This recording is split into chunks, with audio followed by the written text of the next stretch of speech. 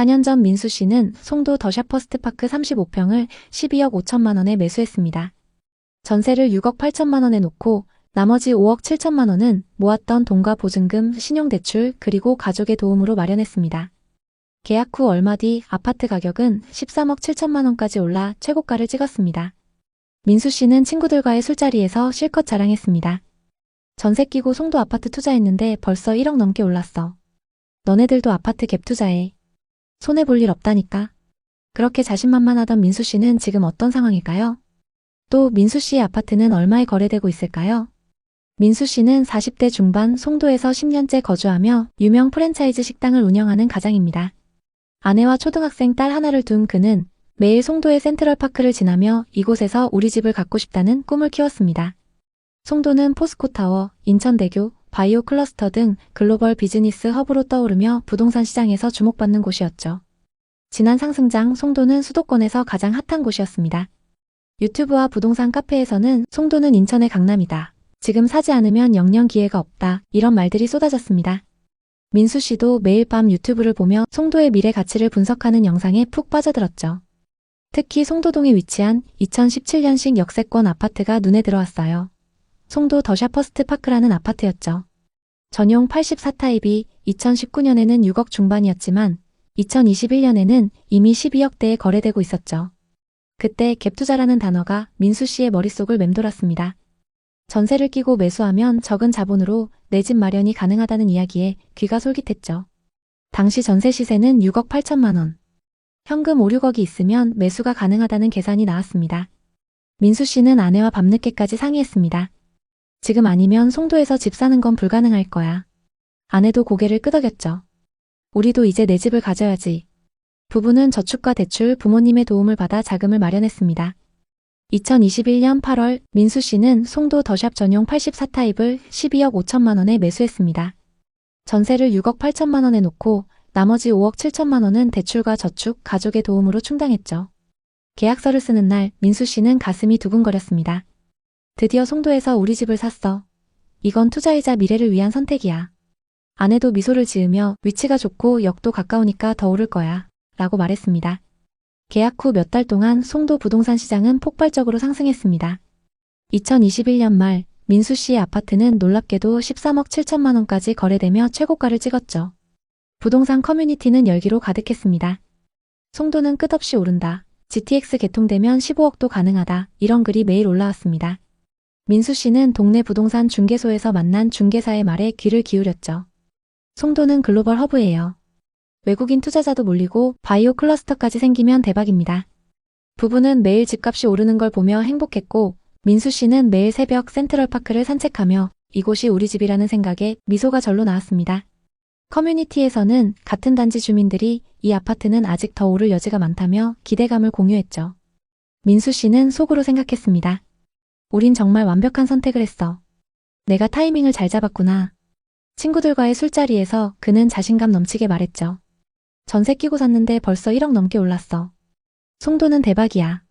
모두 부러워했고 부부는 실컷 투자 이야기를 했죠. 그중에는 부동산 투자를 하지 않은 친구들도 있었는데 그들에게 부동산도 소개해주면서 투자를 권유했습니다. 부동산 전문가가 된 것 같아 뿌듯했습니다. 하지만 2022년 초 시장에 이상 기류가 감지됐습니다. 미국의 기준금리 인상 소식이 들리며 국내에서도 금리 인상 이야기가 본격화됐죠. 민수 씨는 우린 어차피 갭 투자했으니 괜찮다며 위안을 삼았습니다. 하지만 2022년 봄 충격적인 소식이 들려왔습니다. 같은 단지 고층 매물이 8억 중반에 거래되었다는 거였죠. 민수 씨는 부동산 앱을 열어서 84타입 매물이 8억까지 떨어졌다는 기록을 확인했습니다.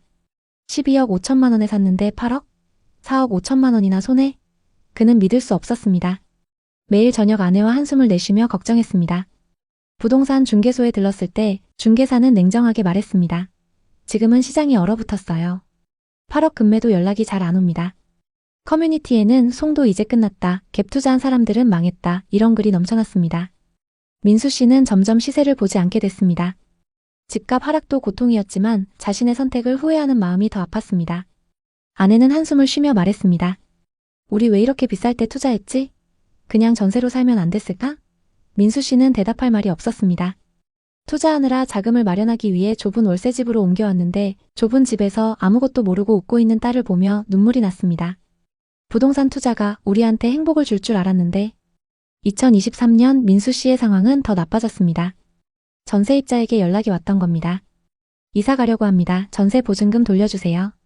곧바로 부동산에 연락했죠. 중개사는 요즘 전세도 빠지고 있어요. 6억 8천만 원은 절대 안 나가요 라고 했습니다. 전세 시장도 냉각되면서 같은 단지의 전세 시세가 4억 중반으로 떨어졌다는 소식이 들려왔습니다. 갭 투자의 핵심이었던 전세 시세가 무너지자 민수 씨는 점점 더 큰 압박을 느꼈습니다. 결국 전세금 2억을 돌려주기 위해서 마이너스 통장에 사업자 대출까지 받아야 했습니다. 민수 씨는 주 7일 하루도 쉬지 않고 장사를 하며 매달렸지만 대출 이자와 생활비는 그를 옥죄어왔습니다. 아내는 우리 진짜 바보였나 봐 라며 한숨을 내쉬었죠. 딸아이가 아빠 우리 언제 이사가요?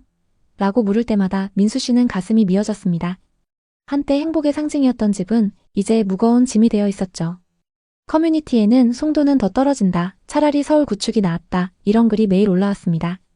민수 씨는 더 이상 그런 글을 보지 않으려 했지만 불안은 사라지지 않았습니다. 2024년 겨울 민수 씨는 습관처럼 부동산 앱을 열었습니다. 놀랍게도 같은 단지의 84타입 매물이 10억 5천만 원에 거래되었다는 기록을 발견했죠. 오, 이제 오르는 건가? 그는 조심스럽게 지역 커뮤니티에 접속해봤습니다. 놀랍게도 송도 센트럴파크 인근 단지들의 호가가 조금씩 반등하고 있다는 글이 올라오고 있었습니다. 금리 인상 기조가 멈추고 전세 수요가 다시 늘면서 역세권 신축 단지로 매수 문의가 들어오고 있다는 소식이 들렸죠. 부동산 중개사도 말했어요. 그나마 송도 중에서도 우리 단지가 반등이 빠른 편이에요. 조금만 더 기다려보시죠. 민수 씨는 아내에게 이 소식을 전했습니다. 여보, 요즘 분위기가 좀 나아졌대. 10억 5천만 원까지 올랐어. 하지만 아내는 담담하게 답했죠. 그래도 12억 5천만 원까지는 아직 멀었잖아. 현실은 냉혹했습니다. 10억 5천만 원까지 회복했지만 여전히 2억의 손해를 안고 있는 상황이었죠. 그래도 민수 씨 부부는 무너지지 않았습니다. 아내는 주말마다 카페 아르바이트를 시작했고 민수 씨는 쉬는 날을 줄여가며 수입을 늘리려 노력했습니다. 적금은 없었지만 대출을 조금씩 상환하고 있었죠. 무엇보다 가족은 서로를 다독이며 버텼습니다. 어느 날 아내가 말했습니다. 잘해보려다 이렇게 된 거야. 민수 씨는 고개를 끄덕였습니다. 만약 그때로 돌아간다면 같은 선택을 했을까? 그 질문에는 답하지 못했지만 그는 한 가지를 깨달았습니다. 포기하지 않고 버텨냈다는 사실이 중요하다는 걸 말이죠. 2025년 7월 민수 씨는 여전히 송도에서 생활하고 있습니다. 집값은 빠르게 오르지 않지만 그는 더 이상 매일 시세를 확인하지 않습니다. 조금씩 다시 오르고 있다는 믿음과 열심히 살며 버티고 있다는 사실이 중요했죠. 아내는 말했습니다. 집값이야 오르든 말든 우리가 살아가는 게 중요해. 김민수 씨의 이야기는 특별하지 않습니다. 부동산 상승장의 끝자락에서 기회를 잡으려 했던 수많은 사람들의 이야기와 같습니다. 송도는 한때 인천의 강남으로 불렸지만 하락장에서는 투자 실패의 상징이 되기도 했습니다. 하지만 집값이 오르든 떨어지든 결국 버티는 사람이 승리하기 마련입니다. 앞으로 회복까진 많이 남긴 했지만 언젠간 고점까지 회복할 그날을 기다리며 열심히 살아가고 있다는 사실이 중요합니다. 모두가 지금이 기회다라고 외칠 때 그 기회를 주려는 사람은 큰 리스크를 감수해야 합니다. 반대로 모두가 끝났다고 말할 때 누군가는 조용히 기회를 만들기도 하죠. 부동산은 장기적인 싸움입니다. 또 집은 투자 대상이기 전에 삶의 터전입니다. 송도는 탄탄한 실수요가 있다고 강조하시는 분들도 있습니다. 서울에서 주거 비용이 너무 오르다 보니 발전 가능성이 크다는 송도로 이주해온 분들도 많고 송도국제학교나 대학을 비롯한 교육 인프라를 선호하는 분들도 많습니다. 그러나 문제는 저금리 시절 지나치게 대출을 이용한 경우 금리 인상을 감당하지 못하고 급매를 던지는 사람들이 속출할 수 있다는 점입니다. 실제로 2022년 하반기부터 2023년에 걸쳐 송도에 급매물이 나온 사례가 많습니다. 대출을 받으려고 해도 금리가 높아 망설이고 그 사이 매물이 계속 축적되면서 가격이 더욱 빠졌습니다. 그렇다면 지금이 곧 바닥인지 아니면 더 빠질 가능성이 있는지 이런 질문이 자연스럽게 나오게 됩니다. 송도는 여전히 거래량이 부족합니다. 그만큼 수요가 적다는 뜻이고 빠른 회복을 장담하기 어려운 상황입니다. 송도 부동산 시장을 단기적으로 보면 보합세를 유지할 가능성이 높습니다. 다만 장기적으로 보면 반등할 가능성도 있는데요. 우선 서울 수도권 상급지의 부동산 시장이 반등하면 송도에도 긍정적 영향을 미칠 수 있습니다. 또 GTX 노선 공사가 빠르게 진행되거나 추가 개발 호재가 현실화되면 수요가 회복될 수 있습니다. 만약 송도의 실거주 목적이라면 1에서 409의 입지가 좋은 단지를 우선 고려하되 장기 거주 계획을 세우시는 게 좋습니다. 투자 목적이라면 GTX 등 호재의 진행 상황을 자세히 점검해야 합니다. 신규 입주 물량이 많은 6809는 단기 하락 리스크가 크므로 입지가 탄탄한 지역을 선별하시는 게 좋습니다. 2025년 현재 송도 부동산 시장은 매물 누적 현상과 저조한 거래를 보이면서 좀처럼 반등하지 못하고 있습니다. 일부 단지는 최고가 대비 50% 이상 하락하며 투자자들에게 큰 손실을 안겼고 마이너스 프리미엄 사례는 분양권 시장의 불안감도 키우고 있습니다. 그럼에도 송도는 국제 비즈니스, 교육, 교통 인프라 등 여전히 잠재 가치를 갖고 있습니다.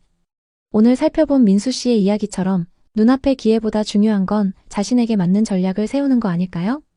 오늘의 이야기 어떻게 들으셨나요? 송도나 갭 투자와 관련된 고민이 있으신가요? 댓글로 여러분의 이야기를 자유롭게 나눠주세요. 여러분의 소중한 댓글이 누군가에게 큰 깨달음이 될 수 있습니다. 구독과 좋아요도 잊지 말아주세요. 감사합니다. 이정수 씨네 부부는 분당에서 전세로 살았습니다. 분당은 직장이 가깝고 구축 아파트라 전세 시세가 저렴했죠. 부부에게 전세 생활은 편했지만 시간이 갈수록 불안감이 커졌습니다. 당시 부동산, 특히 분당의 집값이 폭등하면서 주변에서 부동산으로 돈 벌었다는 얘기가 계속 들렸기 때문인데요. 지인들과의 모임 자리에서도 대화의 주제는 주로 부동산이었습니다. 또 뉴스나 유튜브에서도 부동산 이야기만 나왔습니다. 그러던 어느 날 유튜브 영상을 통해 전국의 돈 많은 사람들이 분당에 투자하고 있다는 소식을 접하게 됐습니다. 정수 씨는 매일 유튜브로 부동산 강의를 보면서 생각했습니다. 부동산 투자가 답이야. 지금 안 사면 앞으로 계속 못 살 거야. 전세 시세도 계속 오르고 계속 전세 살다간 뒤처질 거야. 아내도 비슷한 생각이었습니다.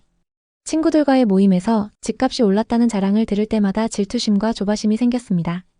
어느 주말 부부는 식사를 마치고 산책을 하며 부동산 얘기를 했습니다. 아내가 먼저 말을 꺼냈습니다. 요즘 일기 신도시 재건축 때문에 분당 집값이 계속 오른다는데 들었어? 우리가 전세로 사는 집도 집값이 엄청 올랐어. 정수 씨가 대답했습니다. 안 그래도 전세 만기 시점에 맞춰서 집을 사는 게 좋겠다고 생각했어. 부부가 전세로 살던 아파트는 분당의 핵심 지역에 자리 잡고 있었습니다. 지하철역까지 도보로 이동이 가능했고 병원이나 학교, 편의시설 등 집 주변의 인프라가 좋았습니다. 무엇보다 정비사업에 대한 기대감이 컸죠. 최근 1년 사이 분당의 비슷한 평형 아파트 가격이 2, 3억씩 올라 있었습니다. 정수 씨는 네이버 부동산을 보여주며 말했습니다. 24평이 지금 9억 6천만 원에 나와 있어. 2년 전엔 6억대였는데 많이 올랐어. 지금 안 사면 더 오를지도 몰라. 부부는 주말에 매물을 보러 갔습니다. 분당구 구미동에 위치한 까치주공 2단지라는 아파트였습니다. 매물을 보고 부부는 이런 생각을 했습니다. 재건축 될 때까지 집은 좀 수리해서 살면 돼. 재건축만 되면 강남만큼 오를 거야. 아내는 드디어 내 집 마련을 한다는 생각에 기뻐하며 말했습니다. 우리가 살아봐서 알잖아. 여긴 출퇴근도 편하고 나중에 아이 낳으면 학군도 좋아. 재건축 호재가 있어서 투자하기에도 좋아 보여. 부부는 소득이 높아서 대출 한도가 넉넉했고 당시 담보대출 금리도 낮았습니다. 우리 연봉이면 대출이자는 감당하고도 남아. 앞으로 분당은 계속 오를 것 같아. 지금이 기회야. 정수 씨의 확신에 아내도 고개를 끄덕였습니다. 결국 부부는 결단을 내렸습니다. 모아둔 현금과 전세 보증금 그리고 부모님께 증여받은 돈을 합쳐 5억을 만들었습니다. 그리고 매매 금액 9억 6천만 원 중 나머지 4억 6천만 원은 주택담보대출로 마련했습니다. 대출 금액이 많았지만 연봉이 높아서 이자 걱정 없었습니다. 2021년 7월 까치주공 2단지 24평을 9억 6천만 원에 계약했습니다. 계약서를 쓰는 날 정수 씨는 들뜬 표정으로 이렇게 말했습니다. 이 집이 우리 인생의 전환점이 될 거야. 분당은 앞으로 계속 오를 거야. 아내도 설레는 마음으로 웃으며 말했습니다. 우리 노후 준비는 이걸로 끝이야. 빨리 재건축되면 좋겠다. 입주는 순조로웠습니다. 구축 아파트였지만 내 집이 생겼다는 생각에 전세로 살 때보다 더 만족스러웠습니다. 오래된 외관과 주차는 좀 아쉬웠지만 탄천 산책로와 미금역이 가까워 생활하기 좋았습니다. 아내는 부엌을 정리하며 말했습니다. 이제 전세 걱정 안 해도 되니까 훨씬 안정적인 느낌이야. 정수 씨도 만족스러웠습니다. 판교까지 출퇴근이 엄청 수월했고 주말이면 단지 주변에 탄천을 산책하며 여유를 즐겼습니다. 무엇보다 부동산 시세가 급등했습니다. 계약 후 3달 만에 같은 평형 매물이 10억 2,500만 원에 거래됐습니다. 부동산 유리창에는 12억짜리 매물도 붙어 있었습니다. 부부는 저녁 식사를 하며 웃으며 말했습니다. 우린 지금 타이밍 좋게 잘 산 거야. 이 속도면 금방 부자 될 거야. 정수 씨는 친구들과의 술자리에서 자랑했습니다. 분당에 아파트 샀어. 재건축 기대감 때문에 계속 오르고 있어. 아내도 친구를 만날 때마다 부동산 얘기만 하게 됐습니다. 우리 집값 벌써 10억 넘었대. 투자 잘한 것 같아. 유튜브와 부동산 카페에서도 분당이 최고의 투자처로 떠올랐습니다. 재건축과 리모델링 호재 그리고 신고가 거래 소식이 매일 들려왔습니다. 지금 벌써 1억 넘게 올랐고 2억, 3억도 금방이야. 실거주와 투자를 동시에 할 수 있다는 사실이 너무 행복했습니다. 이 집으로 노후 자금까지 해결할 수 있겠네. 서울 강남도 결국 따라잡을 거야.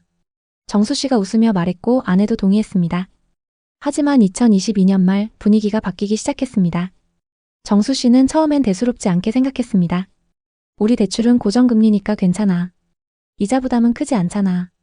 하지만 문제는 부동산 시장 전체적으로 타격을 받았다는 겁니다. 금리 인상으로 매수 수요가 급격히 줄었고 매물이 쌓이기 시작했습니다. 아내는 부동산 앱을 확인하며 불안해졌습니다. 우리 아파트 호가가 11억으로 떨어졌어. 정수 씨는 위로했습니다. 일시적인 거야. 그리고 아직 이득 중인데 뭐. 분당은 입지가 좋아서 금방 회복할 거야. 너무 신경 쓰지 마. 2023년 초. 현실은 그들의 예상과 달랐습니다. 매수한 아파트의 동일 평형이 7억 9천만 원에 거래됐습니다. 부부는 충격을 받았습니다. 강남만큼 좋은 분당인데 왜 이렇게 떨어져? 곧바로 계약했던 부동산에 전화해서 물었습니다. 사장님, 이번에 거래된 거 이상거래 아니에요? 하지만 돌아오는 대답은 암울했습니다. 요즘 금매가 너무 많이 나와요. 서울도 마찬가지고 분당은 더 심한 상황이에요. 아내는 스트레스로 불면증에 시달렸습니다. 갑자기 대출 4억 6천만 원이 너무 부담스럽게 느껴졌습니다. 집값이 오를 땐 아무렇지 않게 느껴졌는데 떨어지니까 매달 이자를 내는 게 너무 아까웠죠. 아내가 한숨을 쉬었습니다. 하락 소식을 접한 그날 저녁 부부는 말없이 거실에 앉아 있었습니다.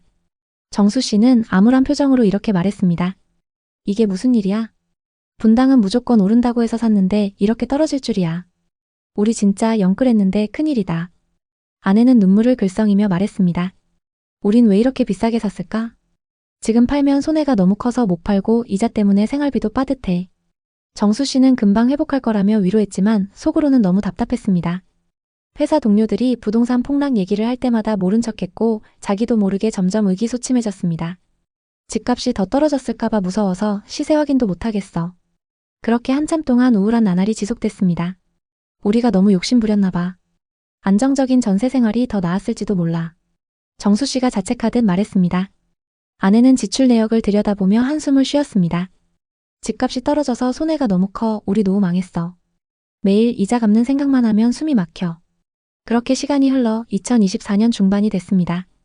2024년 6월 동일 평형이 9억 3천만 원에 거래됐는데요. 이제 본전까지 3천만 원 남았어. 기다린 보람이 있다. 너무 다행이야. 아내가 기뻐하며 말했습니다. 분당은 입지가 좋고 재건축 호재도 있어서 살아날 거라고 했어. 곧 다시 10억 넘어갈 거야. 부동산 카페에서는 분당 구축이 다시 오르고 있다는 긍정적인 글들도 보이기 시작했습니다. 한때 한산해졌던 부동산에도 손님들이 많이 보이기 시작했죠. 2025년 6월 드디어 10억을 넘어서 10억 4천만 원에 거래가 됐습니다. 고점까지 회복하는데 4년이 걸렸네. 그래도 집값이 회복해서 너무 다행이야. 역시 분당은 분당이야. 정수 씨도 고개를 끄덕이며 미소 지었습니다. 이제서야 한시름 놓겠네. 오래 걸리긴 했어도 다시 오르니까 너무 좋다. 부부는 주말마다 공원을 산책하며 대화를 나눴습니다. 처음엔 사자마자 바로 오를 거라고 생각했어. 분당이 잘 나가니까 당연히 오를 줄 알았지. 아내는 고개를 끄덕이며 말했습니다. 맞아, 본전 찾는데 4년이나 걸릴 줄 누가 알았겠어. 우리처럼 고연봉이라도 대출이 많으면 위험하네. 2025년 9월 까치주공 2단지는 12억에 거래됐습니다. 4년 전 9억 6천만 원에 산 집은 2억 4천만 원이 오른 상황입니다. 재건축 호재와 분당의 입지 때문일까요? 분당의 모든 아파트가 정고점을 회복하거나 이미 돌파한 모습입니다. 정비사업은 공사비가 비싸져서 어렵다는 말이 있지만 분당 구축 아파트에 대한 투자자들의 관심은 여전히 높습니다. 정수 씨는 이제 동료와의 술자리에서 부동산 이야기가 나오면 기분 좋게 대답합니다. 4년이라는 시간 동안 우여곡절이 있어서 그런지 이제 좀 해탈한 느낌이야. 부부는 그동안 악착같이 버티며 생활비도 줄여왔습니다. 집 때문에 아이 계획도 미뤘죠. 집값 때문에 일상이 우울했는데 이제 뭔가 마음의 여유가 조금씩 생기는 것 같아. 부부는 앞으로도 분당 집에서 계속 살 계획입니다. 저녁이면 거실에 앉아 창밖의 아파트 단지를 바라보며 안도의 한숨을 쉽니다. 이 집에서 사는 거 좋아. 출퇴근 편하고 동네 분위기도 조용해. 그리고 집값도 많이 올랐고. 아내가 조용히 말했습니다. 그 말에 정수 씨도 맞장구 쳤습니다. 그래, 시간은 오래 걸렸지만 손해보지 않았으니까 된 거야. 최근 들어 많은 사람들이 분당에 관심을 갖고 있습니다. 다른 지역에 비해서 거래량이 높고 상승세도 가파른 편이죠. 그 중에서도 일부 입지가 좋은 아파트들은 이미 정고점을 돌파한 곳도 있습니다. 서현역 인근 시범단지의 경우 32평이 19억을 기록하며 연일 상승 중이죠. 또 분당구 정자동의 한 구축 아파트는 31평이 최근 21억에 거래되면서 신고가를 기록했습니다. 공사비 상승과 분담금 문제로 말이 많았지만 재건축과 리모델링 호재 그리고 좋은 입지 덕분에 상승세가 계속되고 있습니다. 서울 부유층과 전국 투자자들이 다시 몰려들면서 거래도 활발해졌죠. 다만 10월 15일 규제지역으로 지정되면서 당분간은 거래가 주춤할 수 있습니다. 분당의 다른 구축 아파트 시세를 보면 1년 전 15억 7천만 원에서 19억으로 1년 만에 3억 이상 상승한 모습입니다. 많은 사람들이 재건축은 이제 끝났다고 하지만 일기 신도시 중 분당은 계속 상승하고 있습니다. 요즘 재건축과 리모델링 사업은 공사비 증가와 사업성 저하로 인해 잘 진행되지 않고 있어서 분당의 가격 상승이 더 주목받고 있습니다. 분당 재건축은 여러 악재를 극복할 만큼 가치가 높은 걸까요? 선도지구 지정 이후 시세는 더 빠르게 상승하고 있습니다. 최근 정부의 부동산 규제 정책으로 시장이 더 불안하지만 분당과 같이 입지가 좋은 곳들의 부동산은 규제에도 불구하고 더욱 상승하고 있습니다. 부동산 투자는 전 재산이 걸린 문제입니다. 한순간의 판단이 가족의 삶을 결정할 수 있죠. 같은 시기에 같은 돈을 줬더라도 위치에 따라 격차가 크게 벌어질 수 있습니다. 그렇기 때문에 항상 신중하게 투자해야 합니다. 분당의 구축 아파트들은 앞으로 계속 상승할까요? 그리고 재건축이 진행된다면 어떻게 변화할까요? 분당과 일기 신도시들이 어떻게 변화하는지 앞으로도 생생하게 전달드리겠습니다. 오늘도 시청해주셔서 감사합니다. 다음 편엔 더 좋은 내용으로 찾아뵙겠습니다. 최근 화성시 동탄 분위기가 심상치 않다고 합니다. 매매, 특히 갭투자 관련 문의 전화와 계약이 계속 이어지고 있다는데요. 경기 남부권의 핵심 지역 중 하나이지만 이번 대책에서 규제지역과 토지거래 허가구역으로 묶이지 않아서 의외라는 반응과 함께 이런 현상이 나타나고 있는데요. 동탄역 인근의 한 공인중개사는 지난주 대책 발표 직후부터 호가가 5천만 원에서 1억가량 올랐고 동탄역 인근의 아파트는 이틀 사이에 3건 거래됐다고 했습니다. 또 하루에 기본적으로 예약이 4-5팀 정도 되고 서울뿐 아니라 지방에서도 매물을 보러 오는 경우도 있을 정도인데 이런 분위기가 한동안 이어질 것으로 본다고 말했습니다. 동탄 지역 부동산 카페 등에는 규제 발표 이후 몇 건이 거래됨. 부동산마다 손님이 여러 팀 앉아 있음. 지방에서도 손님이 오고 있음 등 분위기를 전하는 글이 속속 올라오고 있습니다.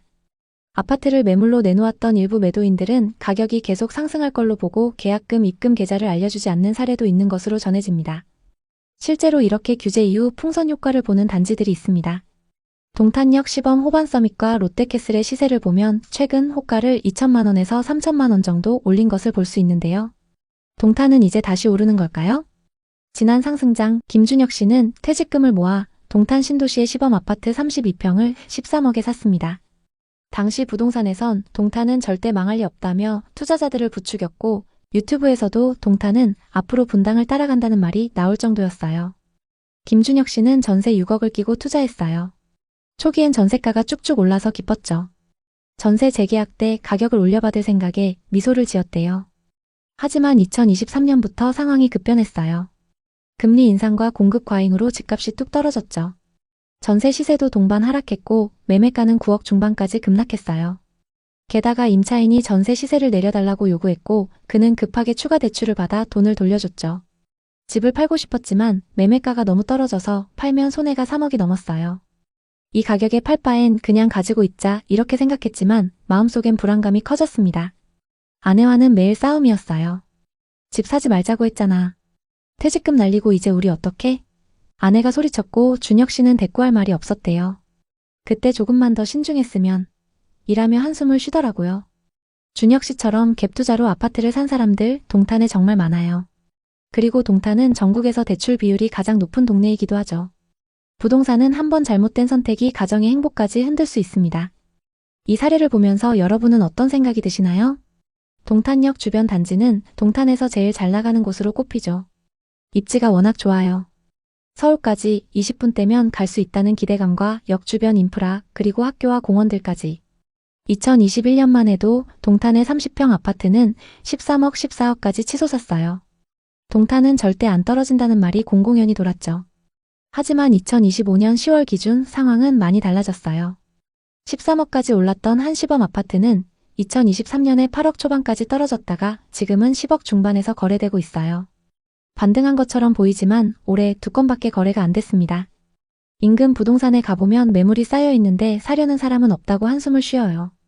동탄역 인근의 단지, 예를 들어 동탄역 시범 대원 칸타빌 전용 84타입은 2021년 13억에서 2025년 4월 10억 3,500만 원까지 하락했어요.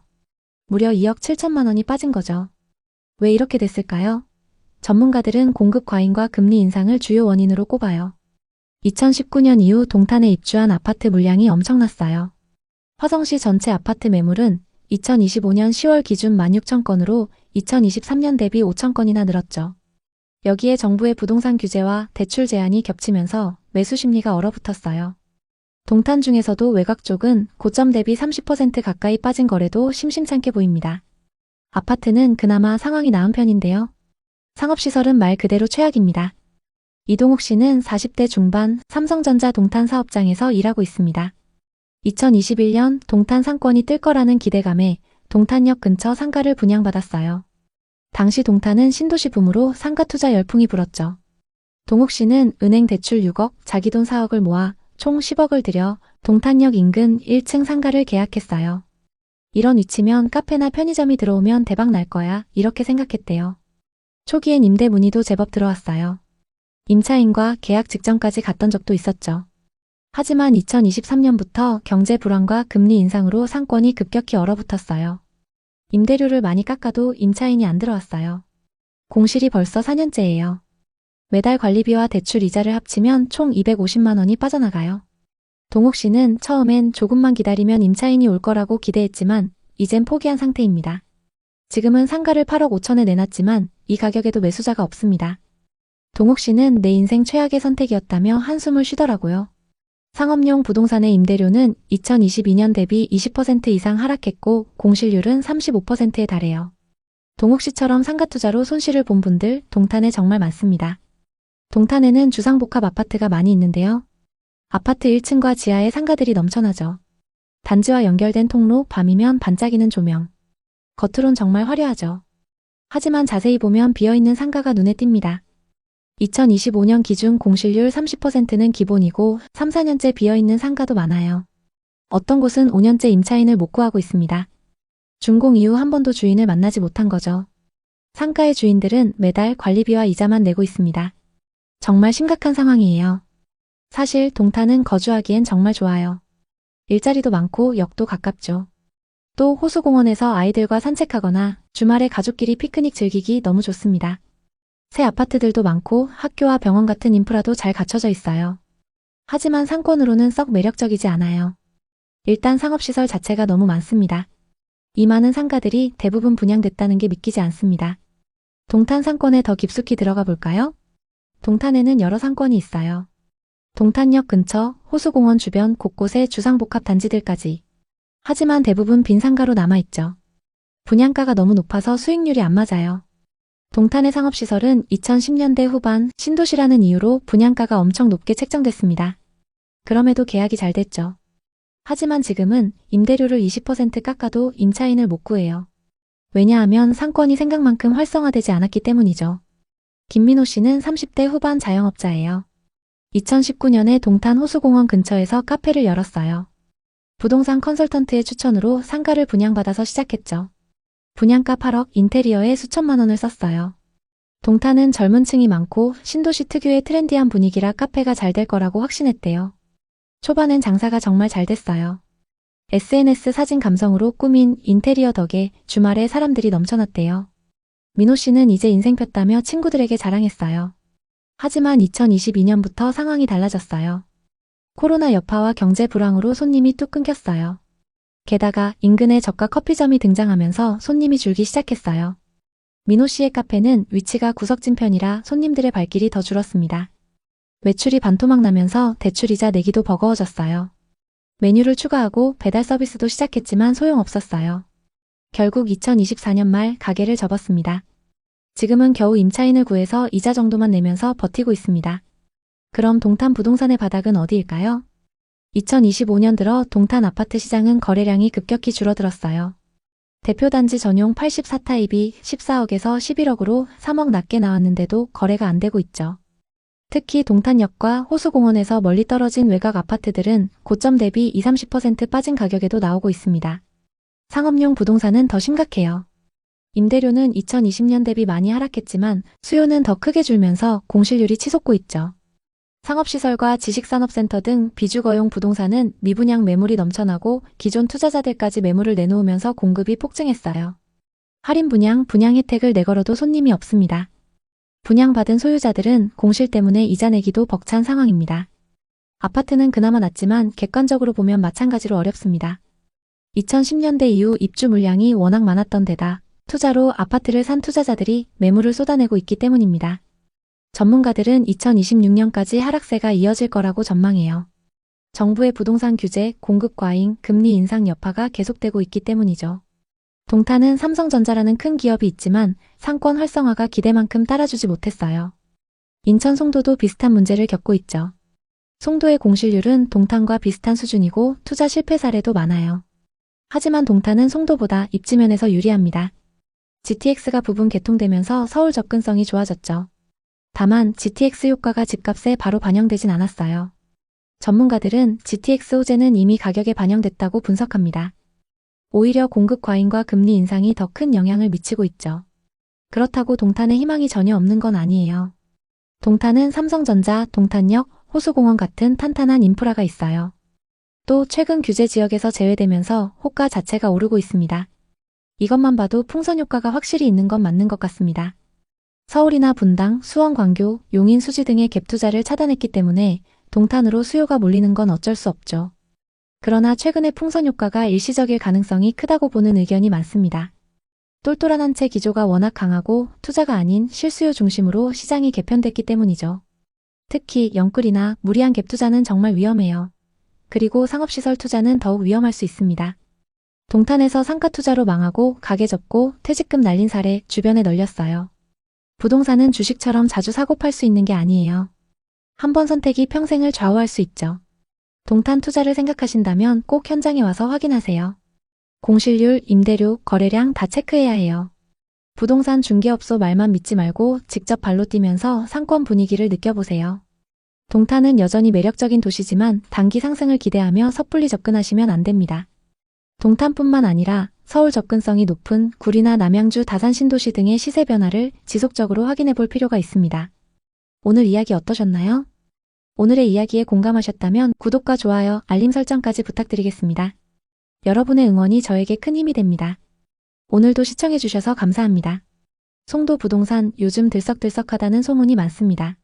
그래서 제가 직접 발로 뛰며 확인해봤습니다. 구독자님들 요청도 많아서 오늘 송도 현장을 샅샅이 훑어보려고요. 여러분 경제가 어려우면 부부싸움 많이 하죠? 제 주변에도 집값 때문에 부부싸움 하시는 분들 많아요. 왜냐하면 집값은 떨어지고 대출 이자는 오르고 살기 점점 어려워지니까요. 스트레스 쌓이는 거죠. 인천의 송도 센트럴파크역 앞에 나가봤습니다. 이곳은 한때 대한민국 부동산의 핫플레이스였죠. 국제학교, 센트럴파크, 현대아울렛, 롯데 쇼핑몰까지. 그런데 지금은 분위기가 심상치 않아요. 왜 그런지 하나씩 뜯어볼게요. 먼저 송도 대장 아파트부터 얘기해볼까요? 센트럴파크 주변이 송도에서 제일 잘 나가는 단지들로 꼽히죠. 입지가 워낙 좋아요. 인천대 입구역, 센트럴파크역 근처에 생활 편의시설도 많고요. 이 주변 30평대 아파트가 2021년엔 13억까지 찍었어요. 근데 2023년엔 9억 아래로 뚝 떨어졌다가 지금은 9억 후반 정도에 거래되고 있어요. 매매가가 반등한 것처럼 보이지만 실상은 하락세가 계속되고 있죠. 거래량은 2025년 6월 이후 거의 없고 여전히 침체기라는 게 업계 얘기예요. 이동욱 씨는 40대 중반 회사원이에요. 제 지인인데 2021년에 송도 상권이 뜰 거라는 기대감에 센트럴파크 근처에 상가를 분양받았어요. 그때 송도가 신도시로 떠오르면서 상가 투자 붐이 일었죠. 이동욱 씨는 은행 대출 5억, 자기 돈 3억 해서 총 8억 들여 1층 상가를 샀어요. 위치가 센트럴파크 2번 출구 바로 앞이라 여기서 카페나 편의점 하면 대박 날 거야 라고 생각했대요. 초기에는 임대 문의도 좀 왔어요. 그런데 2022년부터 경제가 어려워지면서 상권이 죽었어요. 임대료를 20% 깎아도 임차인이 안 들어왔어요. 공실이 벌써 3년째예요. 매달 관리비 수십만 원, 대출 이자까지 합치면 월 230만 원씩 빠져나가요. 이동욱 씨는 처음엔 조금만 기다리면 될 거야 했지만 2024년엔 스트레스로 건강이 나빠졌어요. 회사에서 실수도 잦아지면서 승진도 놓쳤고요. 부인과는 매일 싸움이에요. 상가 왜 샀어? 망할 셈이야? 하면서요. 결국 이혼 얘기까지 나왔지만 겨우 화해했어요. 지금은 상가를 6억 5천에 내놨는데 이 가격에도 안 팔려요. 이자랑 다 합치면 손실이 2억으로 빚만 쌓였죠. 기가 차서 웃음만 나온다고 하더라고요. 송도의 상업용 부동산 임대료가 2023년 대비 15% 이상 하락했고 공실률은 30% 수준이에요. 이동욱 씨처럼 상가 투자로 망한 분들 주변에 많습니다. 센트럴파크 주변을 살펴보면 송도의 핵심 상권인데 초입부터 비어있는 상가가 눈에 띕니다. 2025년 기준 공실률 30%는 기본이고 3, 4년째 비어있는 곳도 많아요. 상가 주인들 관리비랑 이자만 매달 내고 있겠죠? 심각해요, 진짜. 분양가도 만만치 않았는데 수익률이 안 맞습니다. 여긴 거주하기엔 너무 좋아요. 큰 공원도 있고 새 아파트도 많고. 하지만 상권으론 썩 좋지 않습니다. 날씨 좋은 날은 사람이 많지만 겨울 되면 휑해요. 분양할 때 완판됐던 상가가 지금은 텅텅 비었어요. 5년째 비어있는 곳도 있다니까요. 5년. 웃음만 나오죠. 이제 송도 상권을 자세히 한번 살펴볼까요? 송도에는 여러 개의 상권이 있습니다. 하지만 대부분 빈 상가로 남아있죠. 분양가가 높아서 수익률이 안 맞아요. 송도 상가는 2010년대 후반 신도시의 미래로 불리면서 분양가가 엄청 높았어요. 그럼에도 완판됐죠. 근데 지금은 임대료를 낮춰도 임차인이 안 들어와요. 왜냐하면 상권이 생각만큼 활성화되지 않았기 때문이에요. 상가 구조는 신도시답게 이쁘게 설계됐어요. 커넬워크나 트리플 스트리트 같은 곳은 해외를 연상케 하죠. 근데 공실이 많아요. 김민호 씨는 30대 후반 자영업자예요. 2019년에 커넬워크 근처에서 카페를 열었어요. 직접 분양받아서 열었죠. 상가는 분양가 7억이었고 인테리어에 1억을 더 썼습니다. 송도는 젊은 층이 많고 신도시라 카페가 뜰 거라고 봤어요. 초반엔 장사가 잘 됐어요. 인스타 감성으로 사진 찍기 좋은 인테리어를 해서 주말엔 줄을 서서 기다릴 정도였어요. 하루 매출 200만 원을 찍은 적도 있대요. 근데 2022년부터 코로나 여파와 경제 불황으로 손님이 뚝 끊겼어요. 또 트리플 스트리트 쪽으로 상권이 이동하면서 김민호 씨 카페는 구석진 위치 때문에 발길이 줄었어요. 어느 순간부터 장사가 안 되면서 이자 내기도 버거워져서 메뉴도 추가하고 배달 서비스도 운영했지만 소용없었어요. 결국 2024년에 가게를 접게 되었습니다. 대출 이자 갚다가 개인 파산 직전까지 갔대요. 김민호 씨는 지금 택배 부업을 하면서 빚 갚고 있어요. 송도 상권 겉으론 화려하지만 속은 텅 비었어요 라고 하더라고요. 실제로 송도 상가들의 임대료가 많이 내려왔어요. 그럼에도 불구하고 임차인 찾기가 어렵습니다. 송도 상권의 문제점도 짚어볼게요. 송도 상가는 기획 단계에서부터 돈을 엄청 들였어요. 유럽풍 디자인, 인공호수, 수상택시까지. 근데 워낙 수요가 부족합니다. 게다가 상가들이 외부에만 있어서 겨울철엔 춥고 비 오면 손님들이 우산을 쓰고 다녀야 해요. 쇼핑몰처럼 실내로 연결된 구조가 아니죠. 통행도 불편하고 지하 연결도 안 돼 있어요. 밤 되면 조명은 운치 있지만 너무 덥거나 추울 때는 손님 발길이 뚝 끊겨요. 이런 게 아쉬운 점입니다. 송도 상권 겉으론 이쁘지만 실속은 없다는 거죠. 이제 송도 부동산의 미래를 생각해 볼까요? 센트럴파크 라인 쪽을 보면 업무단지도 있고 빌딩도 멋있게 서 있어요. 공원에서는 사람들이 러닝하고 자전거를 타는 모습, 피크닉을 즐기는 모습 보니까 분위기는 좋아요. 근데 반대로 부동산 시장은 찬바람이 불고 있습니다. 그나마 아파트 가격은 전세가 있어서 받쳐주고 있습니다. 하지만 이것도 1에서 409 메인 쪽 얘기지 609나 809 쪽은 분위기가 너무 안 좋습니다. 얼마 전엔 신축 분양 아파트가 마피 1억에도 안 나가면서 화제가 됐었죠. 돈이 떨어지면 행복이 뒷문으로 나간다고 하죠. 송도 국제학교 쪽은 부자들도 많은 동네라고 하지만 그 사람들도 집값 하락으로 싸움이 많대요. 집값 떨어졌는데 국제학교 학비 어떻게 내? 이렇게 싸우는 거죠. 박태영 씨는 50대 초반 퇴직금으로 송도 아파트에 투자했어요. 2020년 센트럴파크 인근 아파트 30평대를 12억에 샀죠. 송도는 개발 호재로 뜨면서 집값 오를 거야 라고 믿었대요. 전세 끼고 투자했는데 초기에 전세가 쭉쭉 올라 기뻤어요. 재계약할 때 올려받을 생각을 하면서요. 그런데 2023년부터 금리 인상과 공급 과잉으로 집값이 뚝 떨어졌어요. 전세도 같이 내려갔고 매매가는 8억 중반까지 하락했어요. 임차인이 전세 시세를 내려달라고 했고 급하게 고금리 대출을 받아 돌려줬죠. 박태영 씨는 집을 팔고 싶었지만 너무 떨어져서 팔 수도 없었습니다. 팔면 손해만 3억이 넘기 때문이었죠. 집값이 오를 거라던 부동산과 유튜브만 믿고 무리해서 투자했던 게 실수였습니다. 부인과는 집 사지 말자고 했잖아. 이제 우리 어떡해? 하면서 매일 큰 소리로 싸웠죠. 박태영 씨는 지금도 열심히 빚을 갚고 있지만 아직 갈 길이 멉니다. 스트레스로 고혈압까지 생겼죠. 부동산이 하락하면 가족들끼리 사이가 나빠지기 마련입니다. 가정의 미래가 걸릴 정도로 큰 돈이 들어가기 때문인데요. 그래서 이런 분들을 보면 더 안타깝습니다. 그럼 송도 부동산 바닥은 어디일까요? 2025년 들어 송도 아파트 시장은 더 큰 폭으로 하락했어요.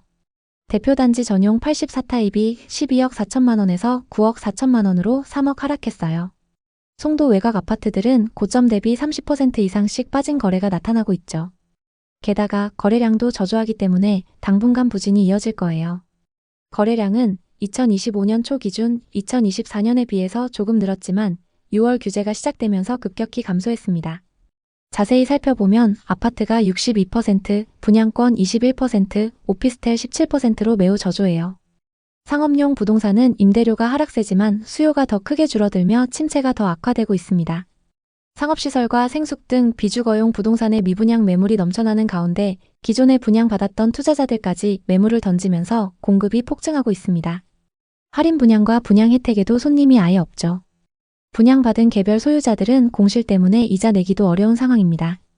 그나마 아파트는 상황이 좋은 편이지만 그것도 비주거용 부동산과 비교했을 때 얘기입니다. 객관적으로 봤을 때 아파트 자체도 분위기가 좋지 않습니다. 인천의 아파트 매물은 2025년 9월 기준 3만 8천 건으로 작년 말 대비 20% 늘었어요. 2019년부터 2021년까지 입주 물량이 늘어나면서 공급 과잉 현상이 심했어요. 갭 투자로 산 아파트 때문에 큰 손실 보는 사례도 많아요. 전문가들은 2026년까지 하락세가 이어질 거라고 보고 있습니다. 부동산 규제와 인천의 공급 과잉 때문이죠. 그래도 희망은 있어요. 송도국제학교, 업무단지, 백화점 같은 인프라가 탄탄하니까요. 장기적으로 반등 가능성도 있습니다. 하지만 지금은 신중해야 합니다. 특히 상가 투자는 더더욱요. 부동산 투자 겉으론 화려해 보여도 속은 텅 빈 경우가 많아요. 상가 투자로 망하고 가게 접고 퇴직금 날린 사례 주변에 널렸어요. 부동산은 주식처럼 자주 바꿀 수 있는 게 아니에요. 한 번 선택이 평생을 좌우할 수 있죠. 송도 투자를 생각하신다면 꼭 현장에 와서 확인하세요. 공실률, 임대료, 거래량 다 체크하셔야 해요. 부동산은 한 번 선택이 중요합니다. 특히 상업용 부동산은 더 신중해야 해요. 오늘 이야기 어떠셨나요? 혹시 이와 비슷한 부동산 고민이나 경험이 있으신가요? 여러분의 이야기가 있다면 자유롭게 공유해주세요. 당신의 경험이 누군가에게 큰 힘이 될 수 있습니다. 오늘의 이야기에 공감하셨다면 구독과 좋아요를 눌러주세요. 오늘도 시청해주셔서 감사합니다. 다음 편엔 더 좋은 내용으로 찾아뵙겠습니다. 그녀는 2022년 말 서울의 1800세대 규모 신축 아파트를 분양받았어요. 전용 84타입 분양가 16억. 그녀는 분양권 투자로 시세 차익을 노리겠다는 생각이었어요. 전세 세입자를 구해서 전세금으로 중도금 대출과 잔금을 메우고 계약금과 일부 돈만 가지고 신축 아파트를 소유할 생각이었죠. 하지만 대출 규제가 터지면서 모든 게 무너졌어요. 전세 대출이 금지되자 임차인에게 전세 주면서 새 집을 소유하는 게 불가능해졌습니다. 전세입자들 중 현금 부자는 없고 대부분 대출에 의존하는 사람들인데 이제 대출이 불가능하기 때문에 다들 발길을 돌렸죠. 그녀는 결국 담보대출로 해결해보려고 했지만 그마저도 한도가 막혀서 불가능했습니다. 결국 모자란 돈은 대부업체에서 10% 이상의 금리로 빌려야 하는 상황입니다. 대체 무슨 일이 일어나고 있는 걸까요? 오늘은 서울 수도권 신축 아파트를 분양받은 분들의 뼈아픈 사연을 소개하려고 합니다. 입주는커녕 계약을 포기해야 하는 상황에 처한 분들이 상당히 많은데요. 임차인들의 전세대출 자금으로 집주인들이 잔금을 치르려던 계획이 산산조각 난 거예요. 이 때문에 집주인들은 피가 마르는 고통을 겪고 있어요. 제가 직접 현장에 다녀온 이야기와 실제 투자자들의 생생한 사례를 전달드리겠습니다. 오늘의 주제는 실제 사례를 담았기 때문에 여러분이 공감할 수 있을 거예요. 자, 시작해볼까요? 제가 왜 이 주제를 다루냐면 지금 비슷한 상황에 처한 분들이 너무 많기 때문이에요.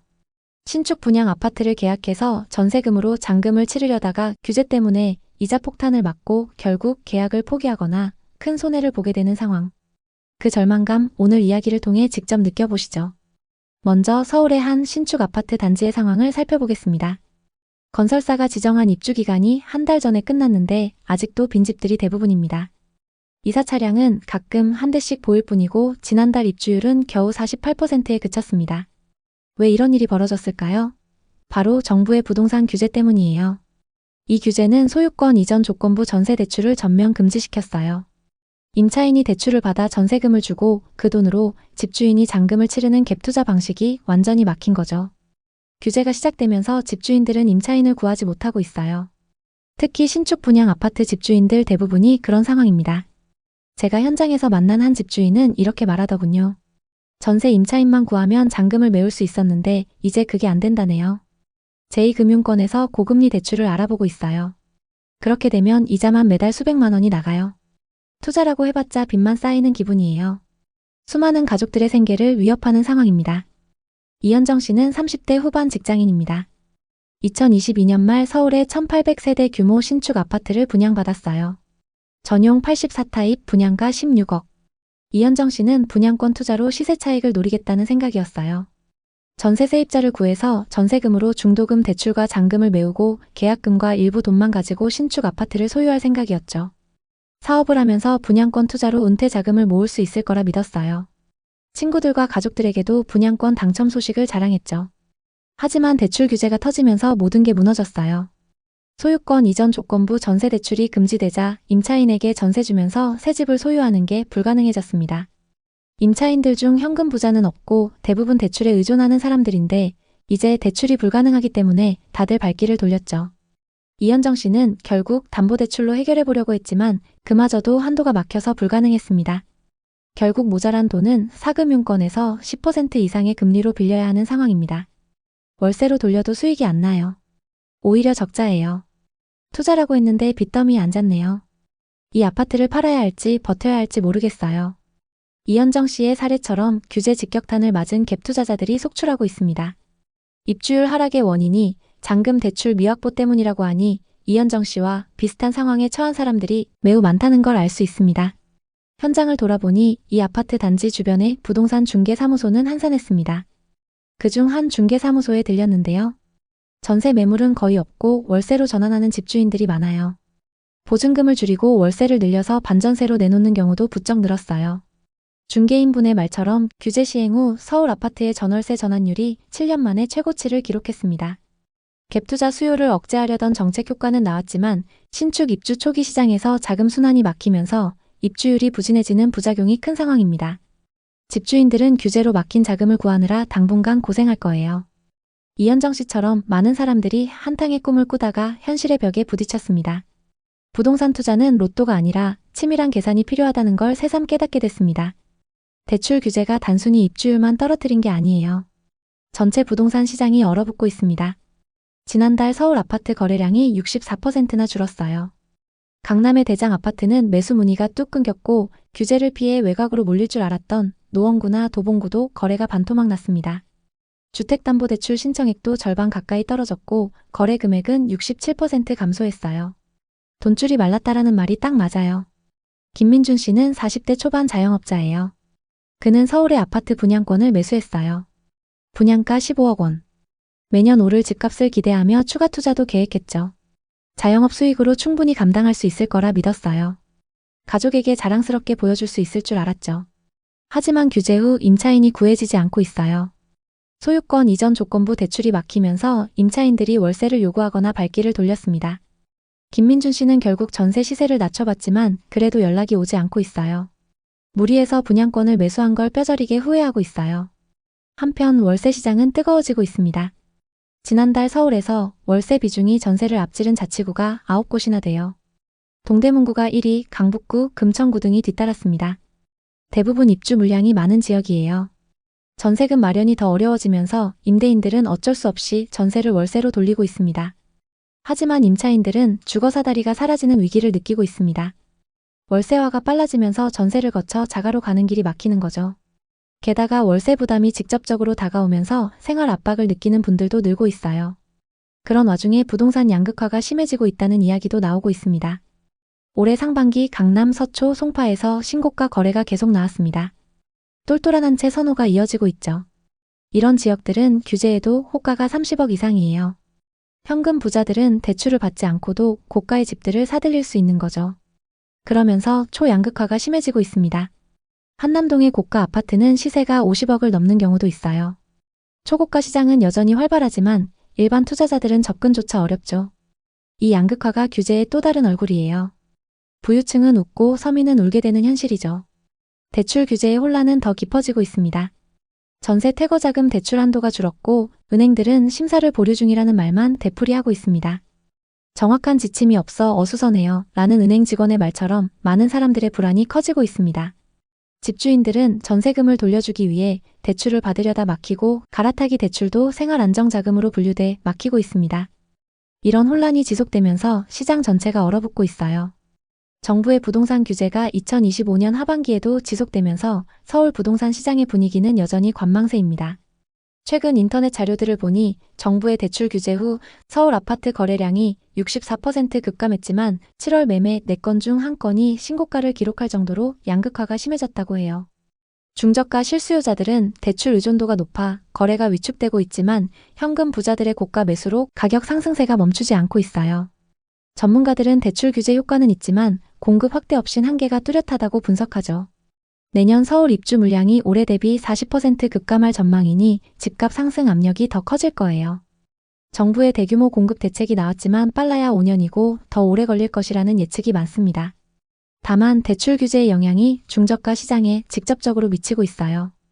2025년 6월 27일부터 수도권 규제지역 주택담보대출 한도가 6억으로 제한되고 1주택자 전세대출 한도가 2억으로 줄면서 수요가 급격히 줄어들었어요. 서울 아파트 전세 거래량이 한 달 새 20% 이상 줄었고 월세화가 가속화되면서 임차인들의 주거비용 부담이 폭증하고 있습니다.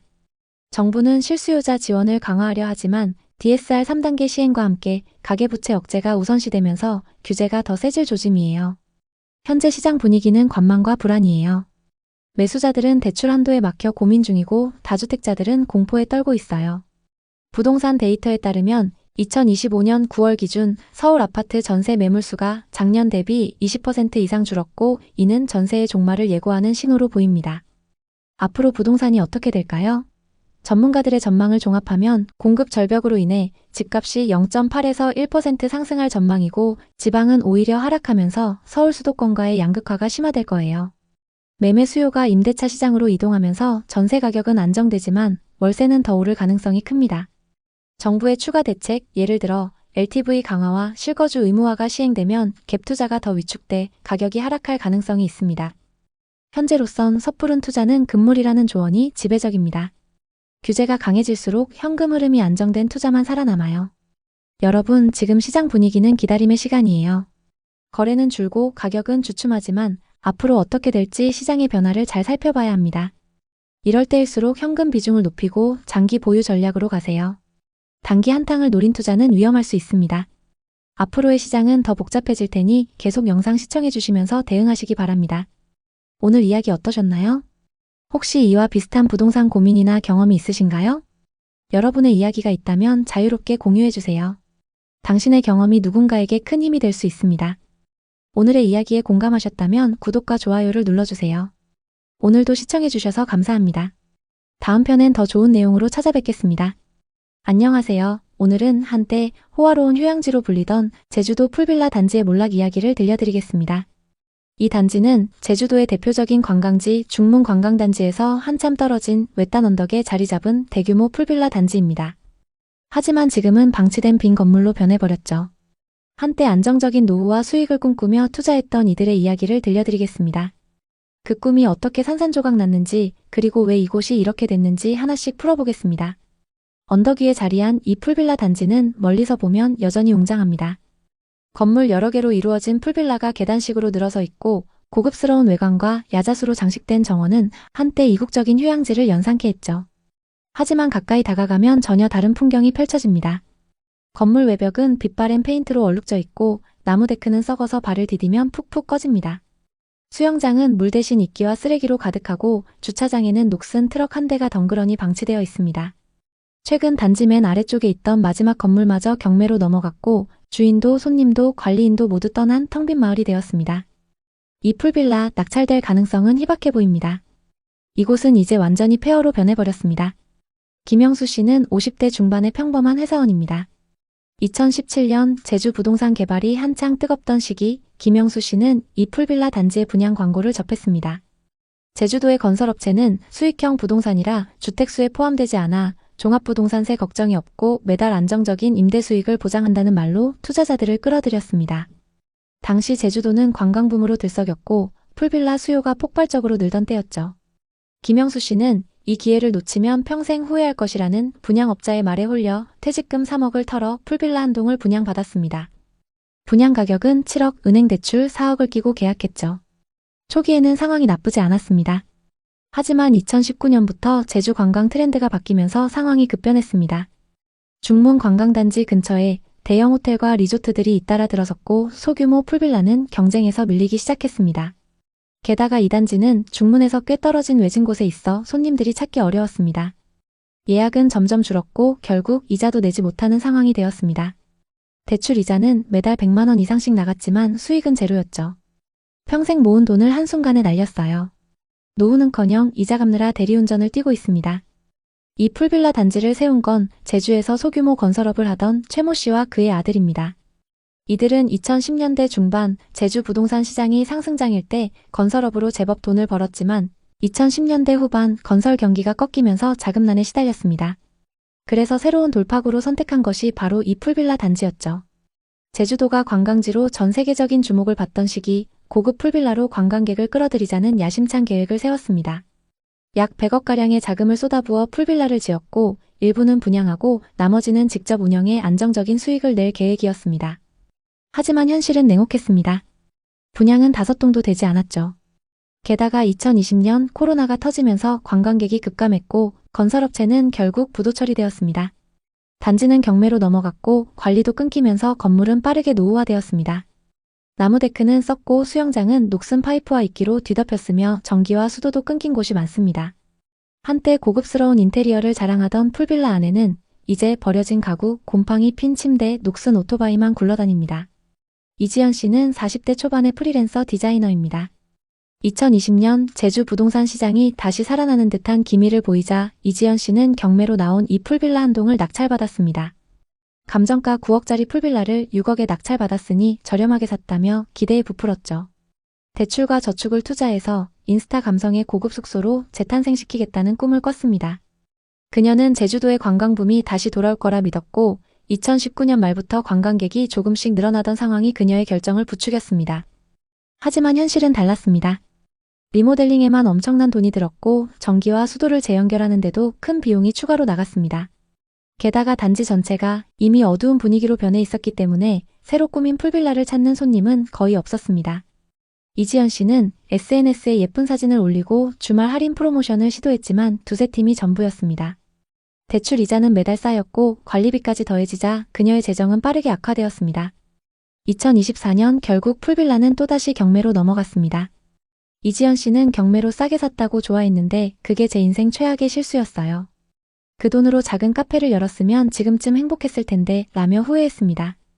지금 이 풀빌라 단지를 둘러보면 예전의 화려함은 온데간데 없습니다. 단지는 3개의 라인으로 나뉘어 있는데 맨 아래쪽 라인에 소유자 한두 명이 가끔씩 방문할 뿐 나머지는 텅 비었습니다. 한때 식당과 노래방으로 쓰였던 건물은 먼지만 쌓여 있고 방에 있는 침대는 곰팡이로 뒤덮였습니다. 옥상의 월풀 욕조는 녹슨 채 방치되어 있고 수영장은 물때와 이끼로 가득합니다. 심지어 아이들이 놀던 물놀이 용품과 버려진 오토바이까지 폐허 속에 덩그러니 남아 있습니다. 가장 안타까운 이야기는 경매로 이 건물을 다시 낙찰받은 사람들입니다. 2023년 한 투자자가 5억대의 한 동을 낙찰받았습니다. 싸게 샀으니 리모델링해서 장사하면 되겠지 이런 생각이었죠. 하지만 높은 이자 부담과 관리비 그리고 손님 부족으로 영업은 시작도 못했습니다. 은행 이자만 매달 빠져나가니 이 투자자는 이제 이자 노예로 전락했습니다. 여러분, 부동산 경매는 정말 신중해야 합니다. 이 풀빌라 단지가 이렇게 된 데에는 몇 가지 원인이 있습니다. 첫째, 입지 문제입니다. 중문 관광단지에서 꽤 멀리 떨어진 외진 곳에 위치한 이 단지는 관광객들이 선호하는 해변 근처 리조트나 풀빌라와 경쟁할 수 없었습니다. 중문의 색달해변 근처 제주 신라호텔, 부영호텔 같은 대형 시설과 비교하면 접근성이 떨어졌죠. 둘째, 과도한 분양가와 대출 의존도입니다. 분양업체는 7억이라는 터무니없는 가격으로 한동씩 팔았고 투자자들은 막대한 대출을 끌어섰다가 이자 부담에 무너졌습니다.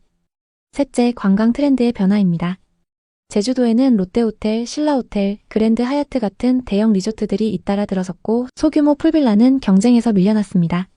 제주 부동산의 어두운 면도 이 단지의 몰락에 한몫했습니다. 2010년대 후반부터 2020년대 초반까지 제주도는 부동산 상승장이었지만 이는 과열된 투기 열풍이었습니다. 많은 투자자들이 제주도는 절대 망하지 않는다는 말에 현혹되어 무모한 투자를 감행했습니다. 하지만 관광객 감소, 대형 리조트의 등장, 그리고 높은 유지비로 인해 소규모 풀빌라와 펜션들은 하나 둘 문을 닫았습니다. 특히 코로나 이후 관광객이 급감하면서 제주도의 소규모 숙박업소들은 큰 타격을 입었죠. 한때 호황을 누리던 제주 부동산 시장은 어느 순간부터 급격한 하락세로 돌아섰고 많은 투자자들이 빚더미에 앉게 되었습니다. 박민호 씨는 60대 초반의 자영업자입니다. 제주 부동산 시장이 호황을 누리던 시기 박민호 씨는 이 풀빌라 단지에 가장 큰 분양 물건을 샀습니다. 그는 관광업이 곧 회복될 거다, 이런 희망에 투자를 결심했죠. 은행 대출 6억과 남은 저축을 모두 털어 10억에 분양받았습니다. 박민호 씨는 가족과 함께 풀빌라를 운영하며 노후를 보내겠다는 꿈을 꿨습니다. 당시 제주도는 코로나 이후 관광객이 서서히 늘어나던 시기였고 부동산 시장도 다시 뜨거워지고 있었습니다. 하지만 결과는 참혹했습니다. 대형 리조트들이 시장을 장악하면서 소규모 풀빌라는 설 자리를 잃었습니다. 박민호 씨는 손님을 끌기 위해 숙박비를 낮췄지만 예약은 한 달에 한두 팀에 불과했습니다. 게다가 단지의 황량한 분위기 때문에 손님들은 분위기가 어둡고 무섭다며 떠났습니다. 대출 이자와 관리비로 저축은 모두 날아갔고 2024년 결국 풀빌라는 마지막 경매로 넘어갔습니다. 박민호 씨는 부동산 사기꾼 말만 믿지 않았어도 이렇게 망하지는 않았을 텐데 라며 눈물을 흘렸습니다. 이 단지들은 이제 건물 가치마저 제로에 가깝습니다. 철거 비용도 만만치 않아 이곳은 그냥 폐허로 남을 가능성이 큽니다. 게다가 산을 깎아 대규모로 공사한 후 방치된 곳의 경우 산사태 위험도 있어 전원 생활을 꿈꾸는 이들에게도 적합하지 않습니다. 한 투자자는 이런 곳에 누가 숙박하러 오겠나, 동남아 리조트가 훨씬 싸고 낫다고 푸념했습니다. 제주도 풀빌라 단지의 이야기는 부동산 투자에 대한 강력한 경고입니다. 수익형 부동산이라는 달콤한 말에 현혹되지 마세요. 특히 상승장일 때 무모한 투자는 큰 위험을 동반합니다. 제주도의 경우 2017년부터 2021년까지 부동산 호황기에 많은 이들이 풀빌라와 펜션 그리고 생활형 숙박시설에 투자했지만 시장이 하락하면서 대부분 손실을 봤습니다. 입지, 시장 트렌드, 자금 계획을 철저히 점검하지 않으면 앞서 살펴본 투자자들처럼 통곡하며 떠나게 될 수도 있습니다. 이 풀빌라 단지는 이제 완전히 황량하고 어두운 분위기의 마을이 되었습니다. 한때 꿈의 휴양지로 불리던 이곳은 풀과 폐허만 가득합니다. 제주도의 관광업은 대형 리조트로 재편되었고 소규모 풀빌라는 설 자리를 잃었습니다. 동남아의 고급 리조트가 훨씬 저렴한 가격에 더 나은 서비스를 제공하는데 누가 이 외진 풀빌라에 비싼 돈을 내고 오겠습니까? 오늘은 제주도의 텅 빈 풀빌라 단지를 둘러봤습니다. 한때 호화로운 꿈의 공간이었던 이곳은 이제 비어버린 건물만 남아 있습니다. 투자자들의 눈물과 후회만이 남은 이곳, 여러분은 어떻게 보셨나요? 혹시 제주도 부동산에 투자하셨거나 투자를 고민하고 계신가요? 아니면 위의 사례와 비슷한 경험이 있으신가요? 여러분의 이야기가 있다면 자유롭게 공유해주세요. 당신의 경험이 누군가에게 큰 힘이 될 수 있습니다.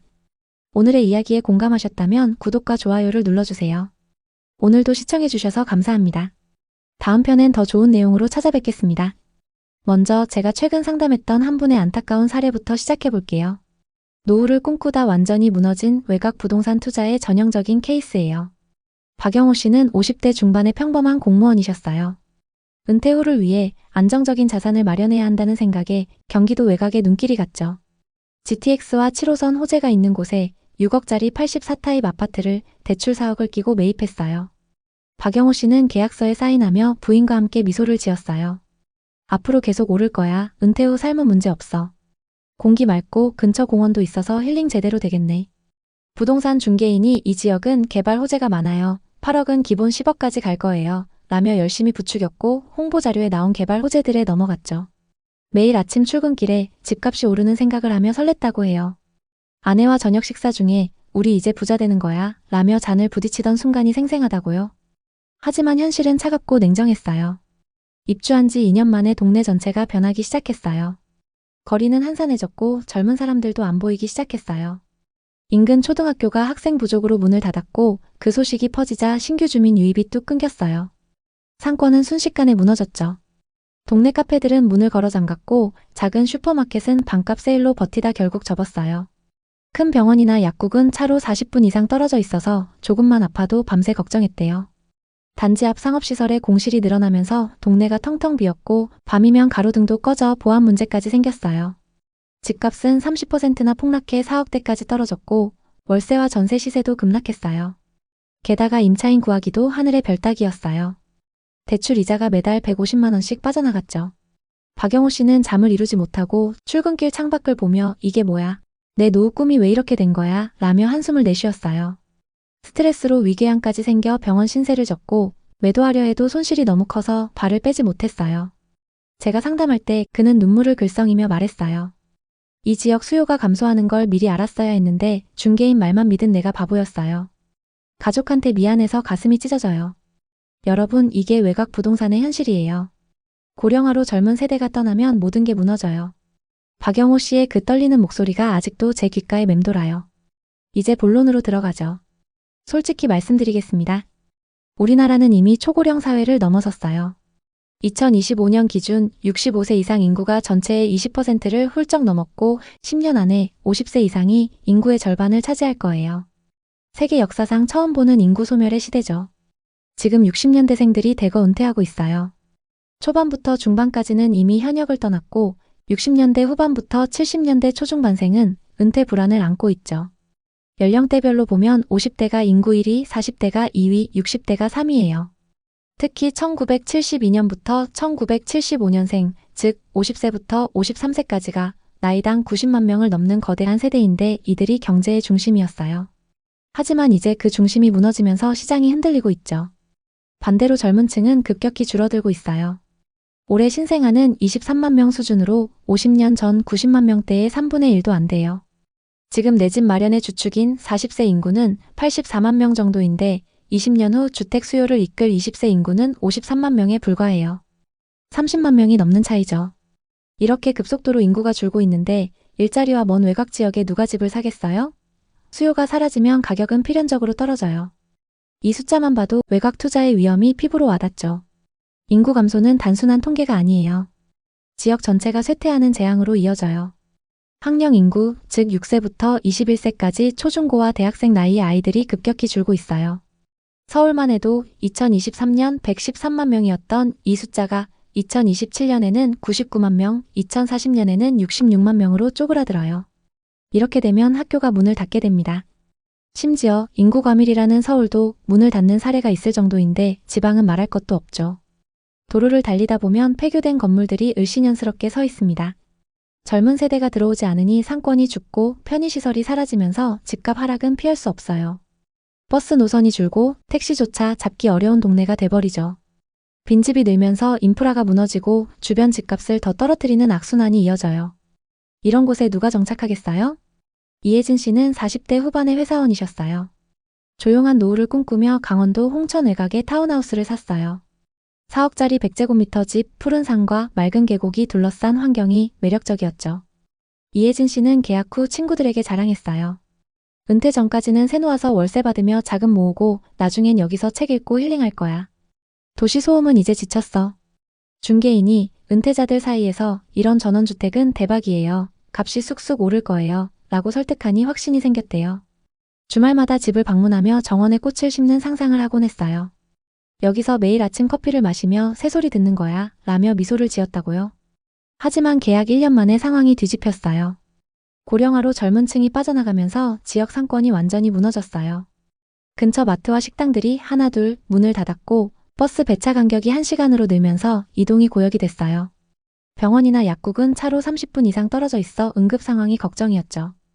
빈집 증가로 동네가 황폐해졌고 도로 정비 부족으로 비가 오면 침수 피해까지 생겼어요. 임차인 구하는 건 꿈도 못 꿨어요. 목표로 했던 월세 150만 원을 120만 원으로 낮춰도 찾는 사람이 없었고 유지비가 매달 수십만 원씩 들었어요. 대출 이자까지 더해지니 월 150만 원 가까운 손실이 쌓였죠. 결국 2년 반 만에 집값이 30% 떨어져 1억 이상 손실을 보고 팔았어요. 이혜진 씨는 상담하며 한숨을 쉬었어요. 젊은이들이 안 오는 동네인 줄 알았으면 안 샀을 텐데. 너무 섣불리 결정했어요. 노후 계획이 물거품 됐네요. 이 사례는 외곽 지역의 전원주택을 과대평가해서 실패한 대표적인 사례입니다. 투자가 아니라 실패의 시작이었죠. 이혜진 씨의 그 허탈한 표정이 제 가슴을 아리게 해요. 고령화는 부동산 시장의 뼈대를 뒤흔들어요. 고령층이 주택을 많이 쥐고 있지만 은퇴할 때쯤이면 집을 정리하는 경우가 많습니다. 이렇게 아파트 매물이 쏟아지면 공급 과잉으로 가격 하락 압력이 커지죠. 상속으로 주택이 자녀들에게 넘어가면서 시장의 매물이 더 풀릴 가능성도 높아요. 일본을 보세요. 도쿄 외곽에는 집값이 30% 이상 폭락한 지역이 부지기수예요.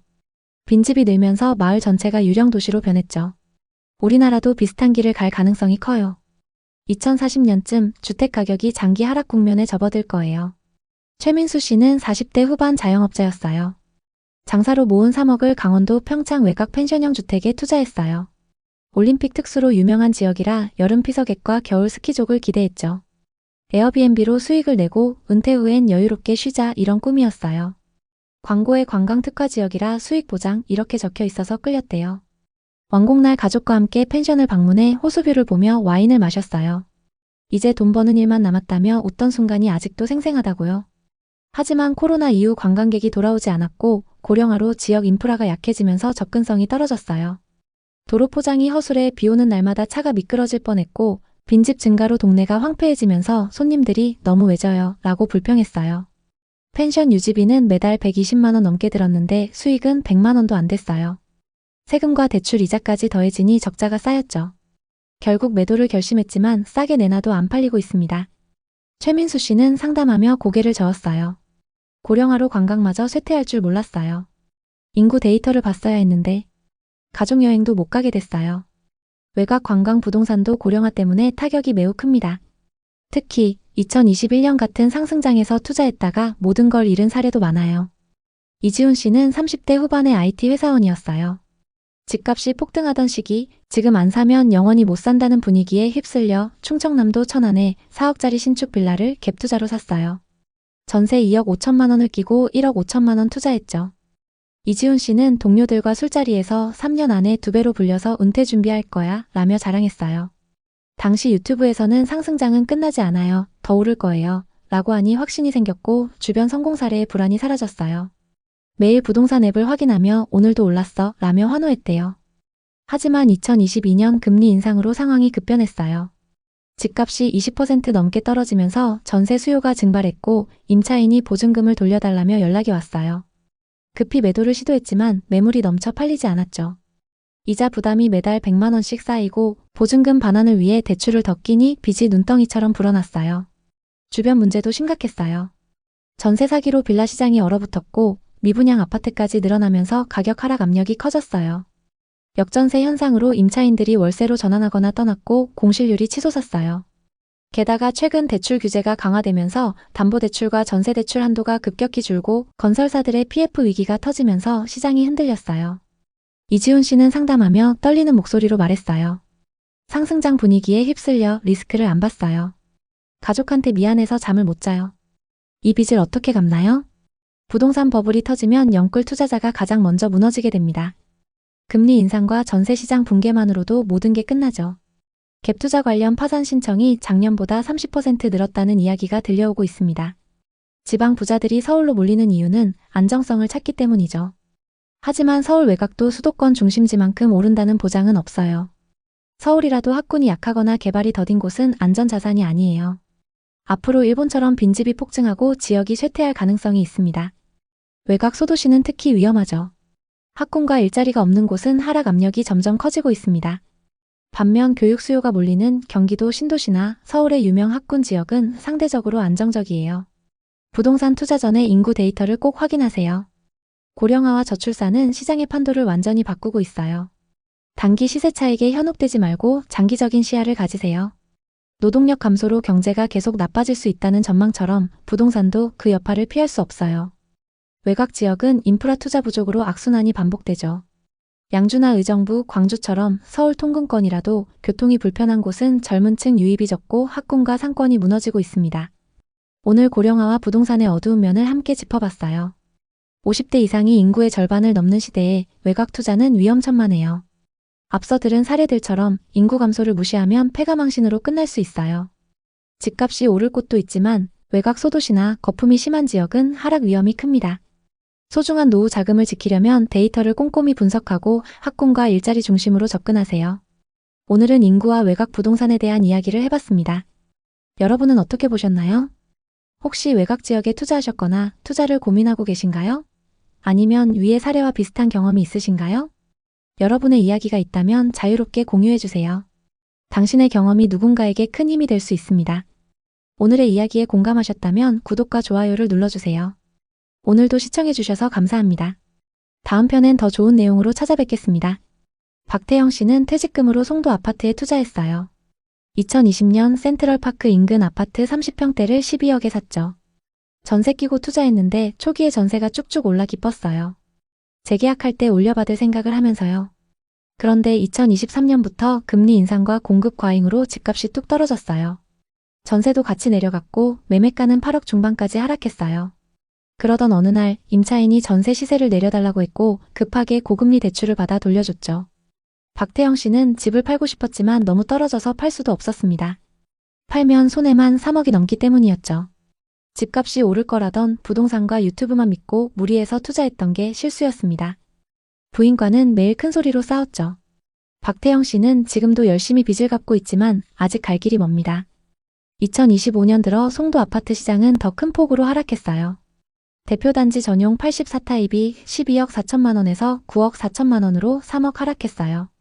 송도 외곽 아파트들은 고점 대비 30% 이상씩 빠진 거래가 나타나고 있죠. 게다가 거래량도 저조하기 때문에 당분간 부진이 이어질 거예요. 상업시설과 생숙 등 비주거용 부동산은 상황이 더 심각합니다.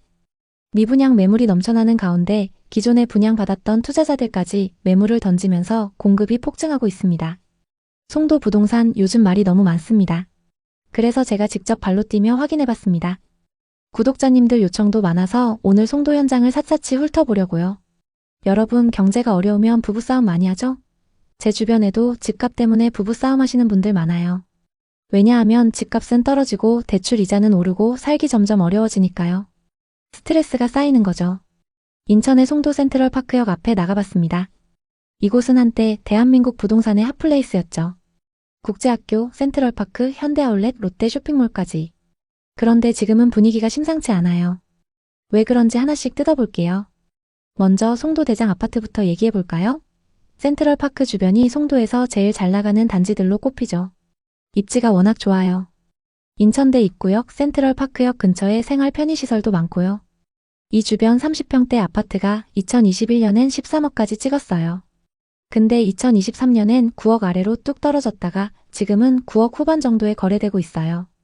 매매가가 반등한 것처럼 보이지만 실상은 하락세가 계속되고 있죠. 거래량은 2025년 6월 이후 거의 없고 여전히 침체기라는 게 업계 얘기예요.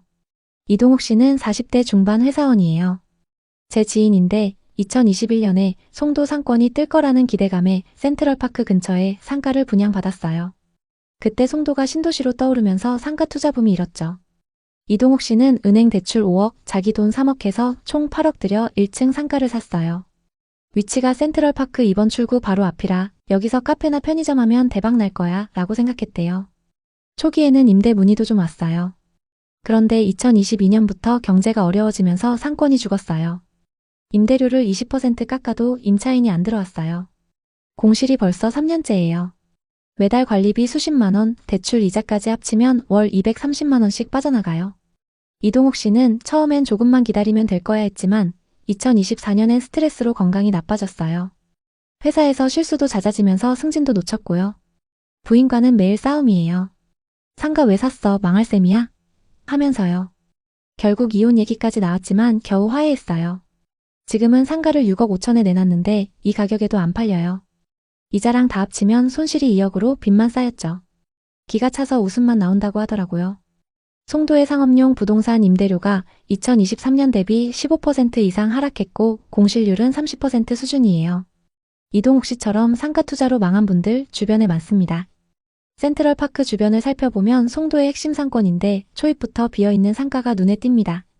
2025년 기준 공실률 30%는 기본이고 3, 4년째 비어있는 곳도 많아요.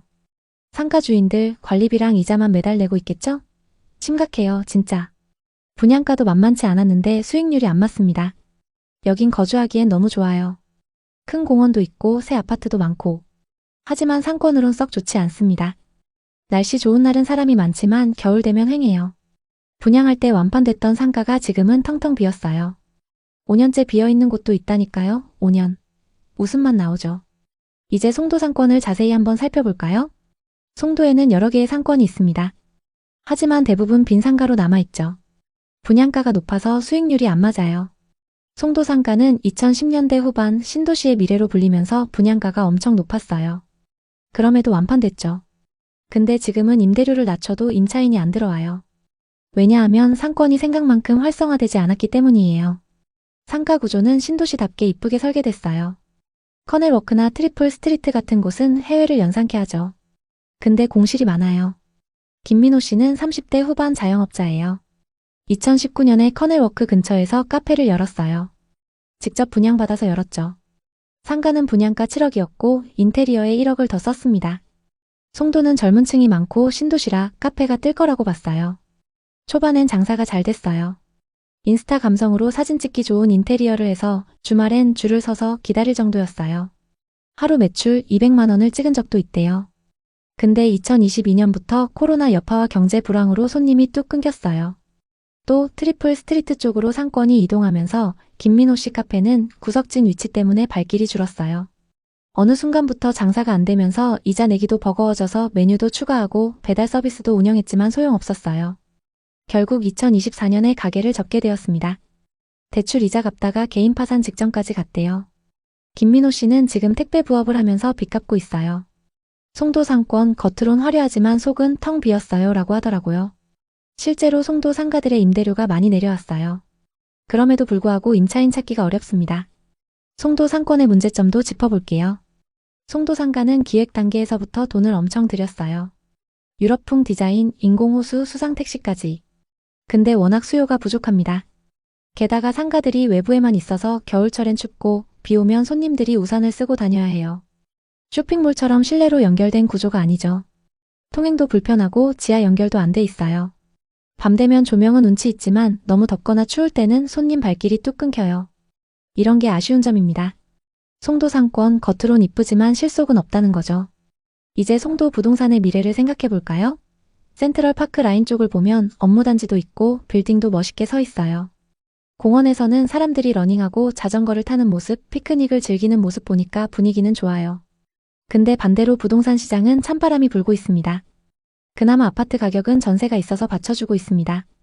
하지만 이것도 1에서 409 메인 쪽 얘기지 609나 809 쪽은 분위기가 너무 안 좋습니다. 얼마 전엔 신축 분양 아파트가 마피 1억에도 안 나가면서 화제가 됐었죠. 돈이 떨어지면 행복이 뒷문으로 나간다고 하죠. 송도 국제학교 쪽은 부자들도 많은 동네라고 하지만 그 사람들도 집값 하락으로 싸움이 많대요. 집값 떨어졌는데 국제학교 학비 어떻게 내? 이렇게 싸우는 거죠. 박태영 씨는 50대 초반 퇴직금으로 송도 아파트에 투자했어요. 2020년 센트럴파크 인근 아파트 30평대를 12억에 샀죠. 송도는 개발 호재로 뜨면서 집값 오를 거야 라고 믿었대요. 전세 끼고 투자했는데 초기에 전세가 쭉쭉 올라 기뻤어요. 재계약할 때 올려받을 생각을 하면서요. 그런데 2023년부터 금리 인상과 공급 과잉으로 집값이 뚝 떨어졌어요. 전세도 같이 내려갔고 매매가는 8억 중반까지 하락했어요. 임차인이 전세 시세를 내려달라고 했고 급하게 고금리 대출을 받아 돌려줬죠. 박태영 씨는 집을 팔고 싶었지만 너무 떨어져서 팔 수도 없었습니다. 팔면 손해만 3억이 넘기 때문이었죠. 집값이 오를 거라던 부동산과 유튜브만 믿고 무리해서 투자했던 게 실수였습니다. 부인과는 집 사지 말자고 했잖아. 이제 우리 어떡해? 하면서 매일 큰 소리로 싸웠죠. 박태영 씨는 지금도 열심히 빚을 갚고 있지만 아직 갈 길이 멉니다. 스트레스로 고혈압까지 생겼죠. 부동산이 하락하면 가족들끼리 사이가 나빠지기 마련입니다. 가정의 미래가 걸릴 정도로 큰 돈이 들어가기 때문인데요. 그래서 이런 분들을 보면 더 안타깝습니다. 그럼 송도 부동산 바닥은 어디일까요? 2025년 들어 송도 아파트 시장은 더 큰 폭으로 하락했어요. 대표 단지 전용 84타입이 12억 4천만 원에서 9억 4천만 원으로 3억 하락했어요. 송도 외곽 아파트들은 고점 대비 30% 이상씩 빠진 거래가 나타나고 있죠. 게다가 거래량도 저조하기 때문에 당분간 부진이 이어질 거예요. 거래량은 2025년 초 기준 2024년에 비해서 조금 늘었지만 6월 규제가 시작되면서 급격히 감소했습니다. 자세히 살펴보면 아파트가 62%, 분양권 21%, 오피스텔 17%로 매우 저조해요. 상업용 부동산은 임대료가 하락세지만 수요가 더 크게 줄어들며 침체가 더 악화되고 있습니다. 상업시설과 생숙 등 비주거용 부동산의 미분양 매물이 넘쳐나는 가운데 기존에 분양받았던 투자자들까지 매물을 던지면서 공급이 폭증하고 있습니다. 할인 분양과 분양 혜택에도 손님이 아예 없죠. 분양받은 개별 소유자들은 공실 때문에 이자 내기도 어려운 상황입니다. 그나마 아파트는 상황이 좋은 편이지만 그것도 비주거용 부동산과 비교했을 때 얘기입니다. 객관적으로 봤을 때 아파트 자체도 분위기가 좋지 않습니다.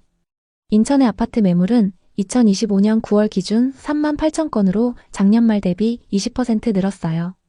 2019년부터 2021년까지 입주 물량이 늘어나면서 공급 과잉 현상이 심했어요. 갭 투자로 산 아파트 때문에 큰 손실 보는 사례도 많아요. 전문가들은 2026년까지 하락세가 이어질 거라고 보고 있습니다. 부동산 규제와 인천의 공급 과잉 때문이죠. 그래도 희망은 있어요. 송도 국제학교, 업무단지, 백화점 같은 인프라가 탄탄하니까요. 장기적으로 반등 가능성도 있습니다. 하지만 지금은 신중해야 합니다. 특히 상가 투자는 더더욱요. 부동산 투자 겉으론 화려해 보여도 속은 텅 빈 경우가 많아요. 상가 투자로 망하고 가게 접고 퇴직금 날린 사례 주변에 널렸어요. 부동산은 주식처럼 자주 바꿀 수 있는 게 아니에요. 한 번 선택이 평생을 좌우할 수 있죠. 송도 투자를 생각하신다면 꼭 현장에 와서 확인하세요. 공실률, 임대료, 거래량 다 체크하셔야 해요. 부동산은 한 번 선택이 중요합니다. 특히 상업용 부동산은 더 신중해야 해요. 오늘 이야기 어떠셨나요? 혹시 이와 비슷한 부동산 고민이나 경험이 있으신가요? 여러분의 이야기가 있다면 자유롭게 공유해주세요. 당신의 경험이 누군가에게 큰 힘이 될 수 있습니다. 오늘의 이야기에 공감하셨다면 구독과 좋아요를 눌러주세요. 오늘도 시청해주셔서 감사합니다. 다음 편엔 더 좋은 내용으로 찾아뵙겠습니다.